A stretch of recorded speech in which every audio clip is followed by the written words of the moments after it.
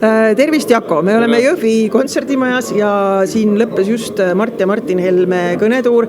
Millised on sinu esmased muljed sellest kõnetuurist? Ma arvan, et väga head, sest et ma olen alati Mardi ja Martini kuulaja, kõik selle Räägime asjast saated ma kuulan alati ära, isegi teinekord 2 korda. Kui oluliseks sa pead, et poliitikud tulevad rahva sekka rääkima, mitte ei räägi nii-öelda siis meedia vahendusel lihtsalt rahvale, vaid räägivadki otseselt rahva ka? Kindlasti on see oluline. Mina isiklikult saaksin ka ilma hakkama, sest ma oskan ka kuulata ära, mida mul on vaja kuulata. Ja ma kuulan ka alati Reformierakondlaste jutud ära, et ka kindlasti väga paljudel inimestel on seda vajalik.